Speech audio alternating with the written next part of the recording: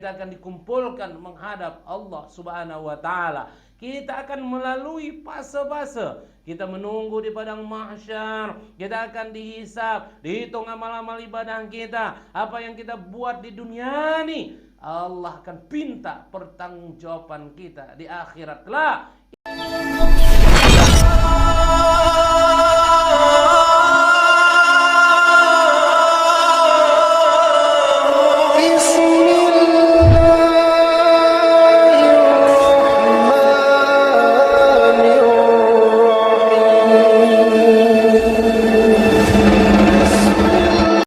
Bismillahirrahmanirrahim. Assalamualaikum warahmatullahi wabarakatuh. Alhamdulillahi rabbil alamin. Asyhadu an la ilaha illallah wa asyhadu anna Muhammadar Rasulullah. Allahumma shalli ala sayyidina Muhammad wa ala ali sayyidina Muhammad. Saudara-saudaraku yang dirahmati Allah Subhanahu wa taala, apa kabar? Insyaallah, berdoa kita semoga kita semua dalam keadaan sehat walafiat. Tidak muak dengan channel ini? Masih senang menonton channel ini? Insyaallah. Mudah-mudahan bagi yang senang menontonnya ini, banyak kita share, banyak kita sebarkan sama saudara-saudara kita. Jadi tambahan ilmu bagi kita. Insya Allah Allah berkah, Allah curahkan rahmat kepada kita. Insya Allah hidup kita bahagia dunia wal akhirat. Amin, amin ya rabbal alamin. Saudara-saudaraku yang dirahmati Allah Subhanahu wa taala, kita hidup tak lama di dunia ini, sekejap betul. Dan tugas kita hidup di dunia ini adalah beribadah kepada Allah Subhanahu wa taala. Wa ma khalaqtul jinna wal insa illa liya'budun. Tidak kuciptakan jin dan manusia itu, kata Allah, melainkan untuk beribadah kepada Aku. Wa'budullah wa la tusyriku bi syai'a.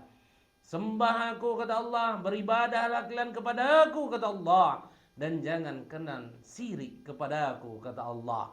Kita hidup di dunia ini supaya apa? Banyak bekal kita. Supaya apa? Allah ridho kepada kita. Supaya apa? Kita masuk ke dalam surga. Alangkah sedihnya kita, alangkah menderitanya kita. Suatu saat kita tinggalkan dunia ini dan kita masuk kehidupan akhirat, tapi hidup kita susah. Bahkan Allah tempatkan kita ke dalam neraka. Alangkah sedihnya kita. Alangkah tak sedapnya, wahai saudara-saudaraku, susahnya kita. Apalagi yang hidupnya susah di dunia ini, nanti susah pula kita di akhirat tuh.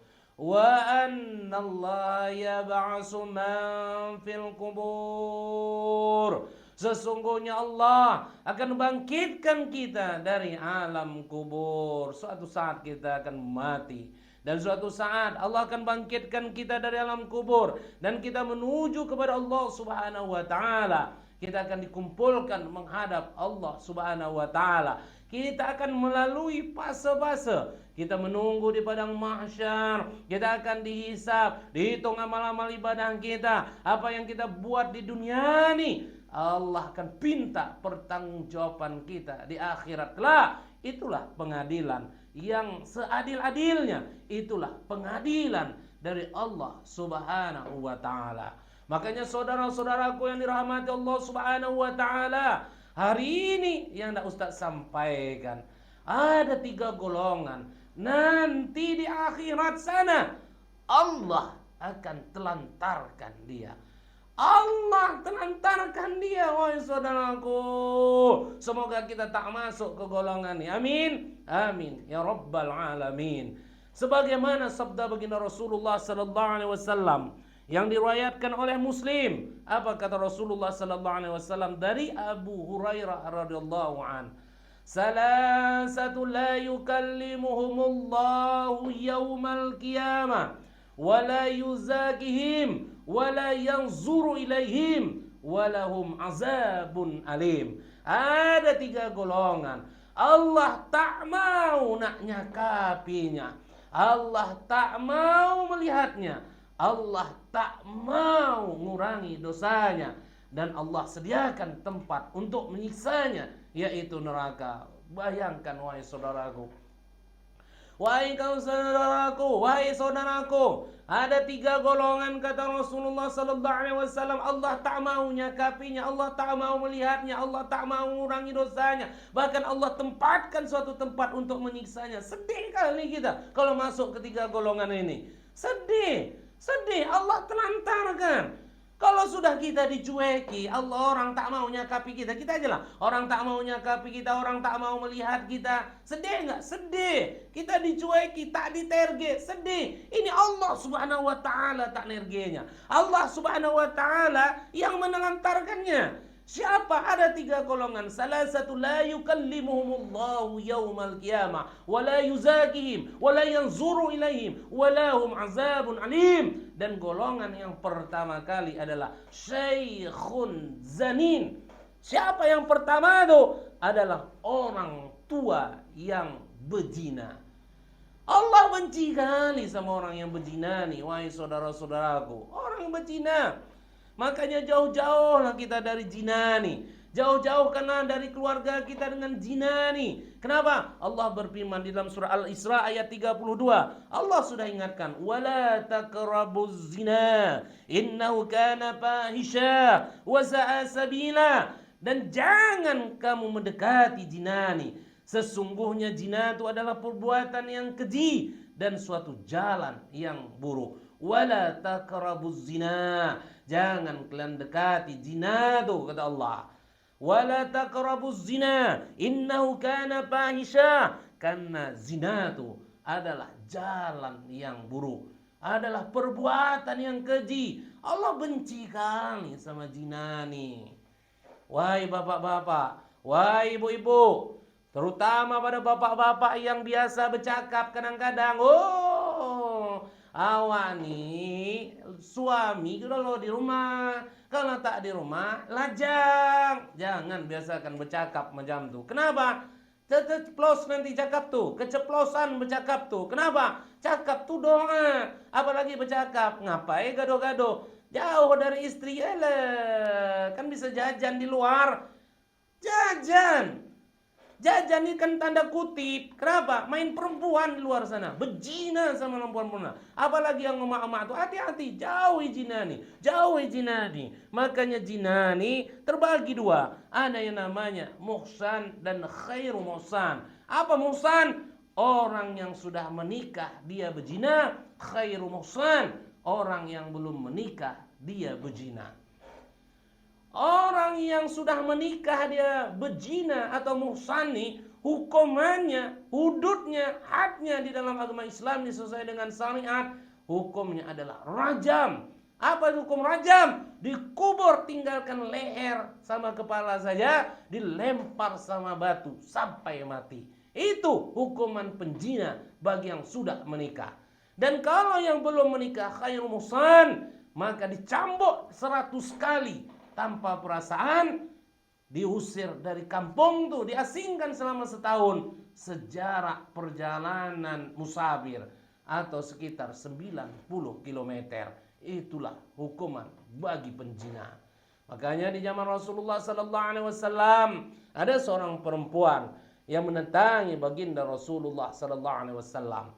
Dia mengadu kepada Rasulullah, "Ya Rasul," dengan mukanya sedih, dengan penyesalan dia bercakap, "Aku berzina ya Rasul." Rasul buang muka Rasul, tak mau nengoknya. Jalan dia ngadap Rasul, "Rasul, aku berzina ya Rasul." Buang Rasul lagi mukanya. Sampai 4 kali. Apa kata Rasul? "Gila kau?" "Tidak." "Sudah kau menikah?" "Sudah." Maka Rasul katakan, "Balik kau setelah anak itu lahir."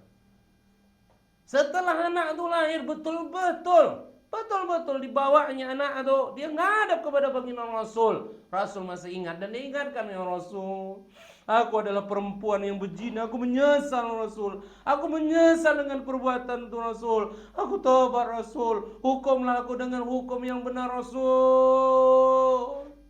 Apa kata Rasul? Kalau kau mati, siapa ngasuh anak nih? Balik. Kau besarkan anak nih. Kalau lepas dia menyusu, kau balik lagi. Lepas menyusu 3 tahun kemudian.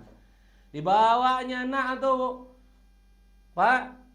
Dia menghadap ke baginda Rasulullah sallallahu alaihi wasallam. Dia katakan, Rasul, aku nyesal dengan perbuatan zina aku dulu. Aku menyesal Rasul. Aku tobatnya Rasulullah.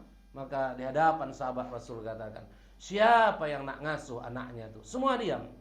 Dan Rasul katakan, siapa yang ngasuh anaknya sama aku nanti di surga. Semua sibuk nak mengambil anak itu. Setelah itu Rasul katakan, bawa perempuan nih, rajam. Saudara-saudaraku yang dirahmati Allah Subhanahu wa taala. Rasul ikut menyolatkan perempuan yang mati ini. Kenapa? Karena dosanya diampunkan Allah, karena taubatnya diterima oleh Allah Subhanahu wa taala. Makanya tak ada dosa yang tak diampunkan Allah kecuali kita syirik kepada Allah Subhanahu wa taala. Syekhun zanin, orang tua yang berzina, Allah tak mau nyakapinya. Allah tak mau melihatnya. Allah tak mau mengurangi dosanya. Dan Allah masukkan dia ke dalam neraka.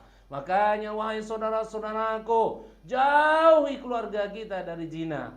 Wahai oma-oma, kenapa saya panggil oma-oma? Karena kadang oma-oma ini mudah kali tergoda. Bukan masalah oma-omanya, orang tua dah kita bahas. Kenapa? Kita jaga anak kita tuh jauh dari zina. Ini kadang tidak. Hijau mata tuh. Apa hijau maksudnya? Datang kawan anak kita tuh, namanya si Ahmad. Assalamualaikum. Waalaikumsalam. Apa Mat?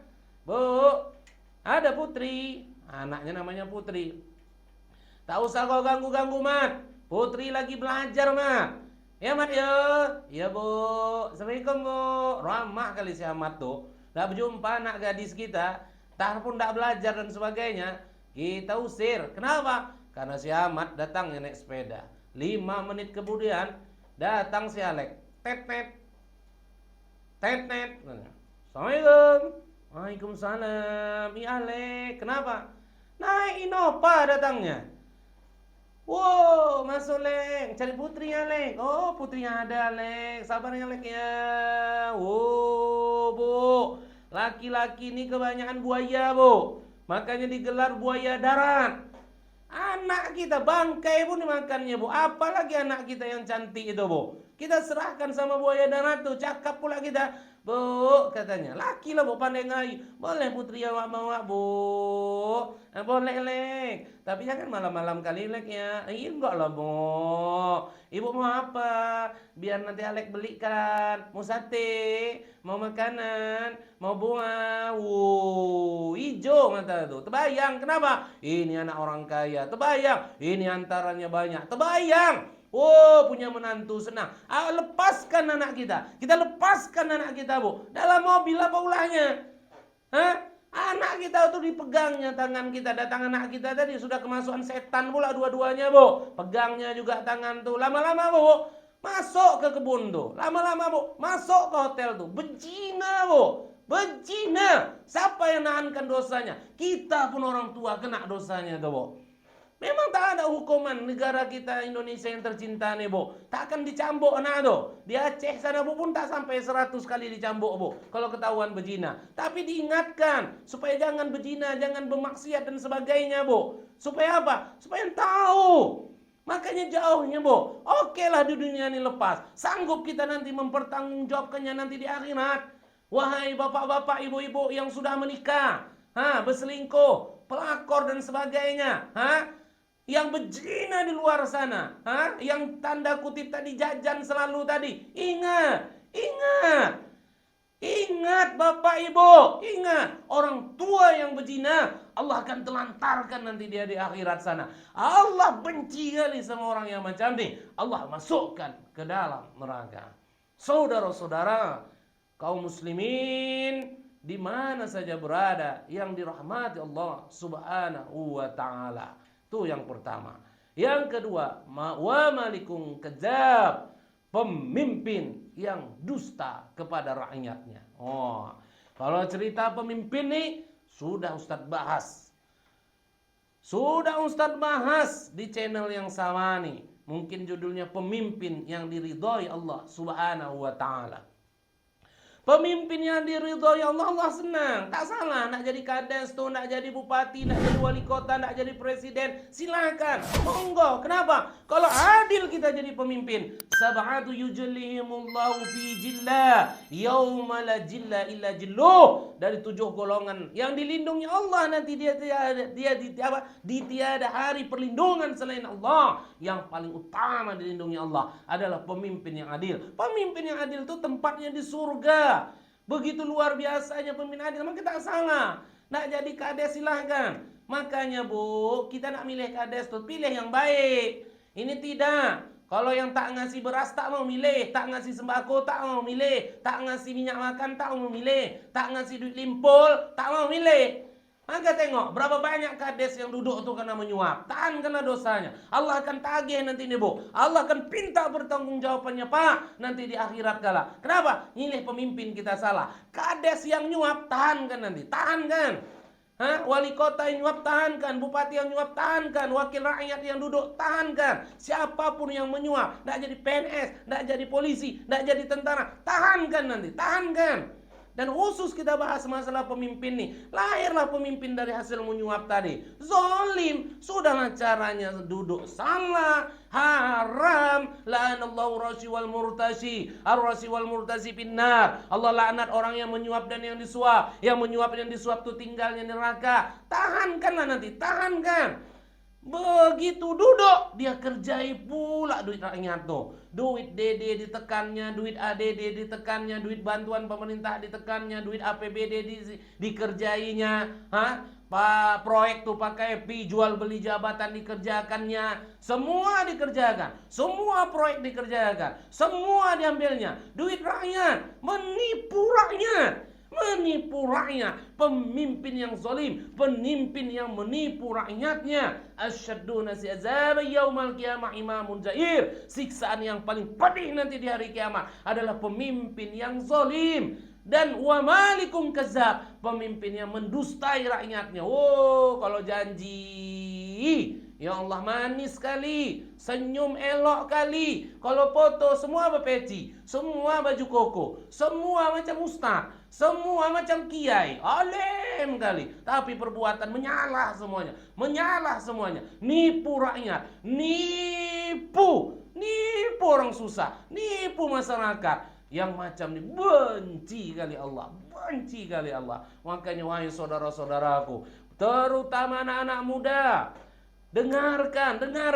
Silahkan, semangatlah kalian jadi pemimpin tuh. Semangatlah kalian jadi wakil rakyat tuh. Semangat kalian jadi orang-orang hebat tuh. Tapi penuhi jalan yang benar tuh. Usah kalian dengarkan senior-senior kalian kayak menyalah tuh. Tak bisa tak pakai duit. Tak bisa tak nyuap rakyat. Udah zamannya. Jadi nanti udah zamannya juga kita nak masuk neraka. Sana mau kalian?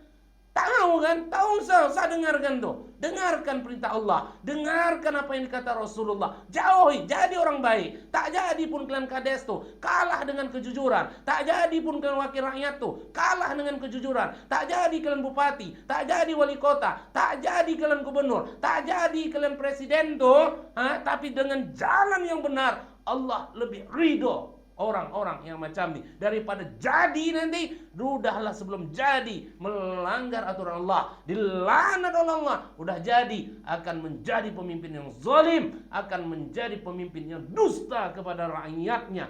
Tahankan nanti di neraka sana. Tahankan, Allah akan telantarkan orang yang macam ini nanti di akhirat kelak. Saudara-saudara yang dirahmati Allah Subhanahu wa taala. Dan golongan yang ketiga yang Allah telantarkan nanti, yang Allah benci kali juga nengoknya, sampai Allah tak mau nyakapinya, Allah tak mau melihatnya, Allah tak mau ngurangi dosanya, dan Allah masukkan ke dalam neraka, yaitu wa'ailum mustakbirun, fakir miskin yang takabur, orang susah yang sombong. Cerita orang sombong ini siapapun tinggalnya di neraka. Siapapun yang lantam, siapapun yang sombong, siapapun yang membanggakan diri, siapa yang takabur, Allah tak senang. Innallaha la yuhibbu man kana mukhtalan fakhura. Sesungguhnya Allah tidak suka sama orang-orang yang sombong dan orang-orang yang membanggakan diri. Orang kaya sombong, ada yang disombongkannya, kaya, neraka juga. Pejabat yang sombong, wajar lantam, wajar dia membanggakan dirinya, ada jabatannya. Pada jabatan itu ada juga akhirnya, tak sadar dia.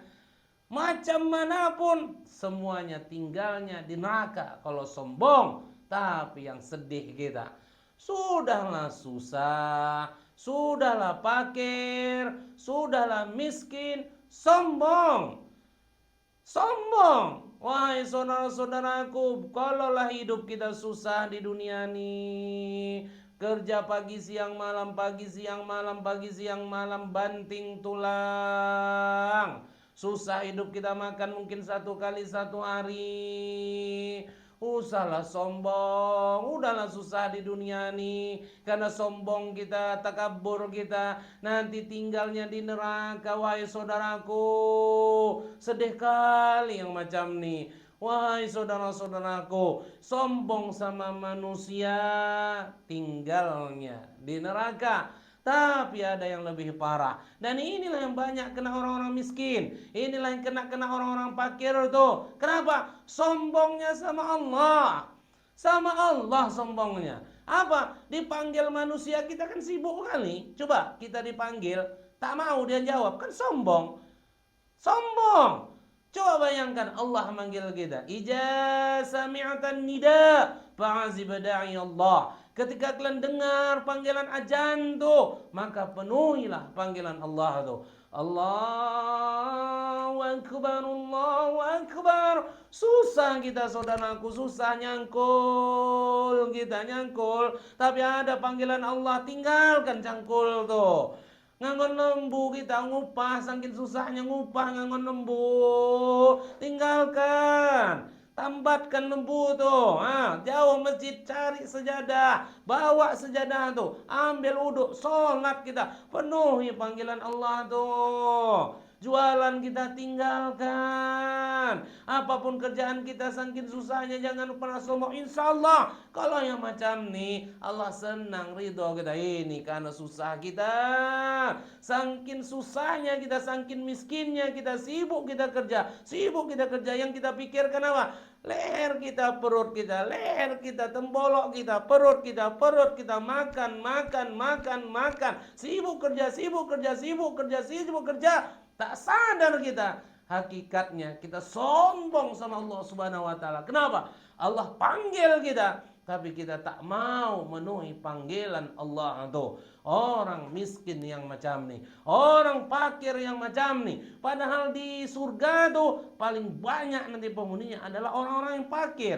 Orang-orang yang fakir yang apa? Yang taat beribadah kepada Allah. Makanya Allah benci kali sama orang fakir, sama orang miskin yang sombong kepada manusia, sombong kepada Allah Subhanahu wa taala. Makanya jangan masuk kita ketiga golongan ini. Kenapa? Tak senang kali Allah sama kita. Salah satu, la yukallimuhumullahu yaumal qiyamah wa la yuzakihim wa la yanzuru ilaihim wa lahum azabun alim. Syekhun zanin wa malikun kazzab wa ailum mustakbirun. Ada 3 golongan yang Allah tak mau nyakapinya, Allah tak mau melihatnya, Allah tak mau ngurangi dosanya, Allah masukkan dia ke dalam neraka. Dicueki Allah, tak ditergi Allah, ditelantarkan oleh Allah Subhanahu wa taala. 3 golongan itu adalah orang tua yang berzina, pemimpin yang mendustai rakyatnya, dan yang ketiga fakir miskin yang takabur, orang susah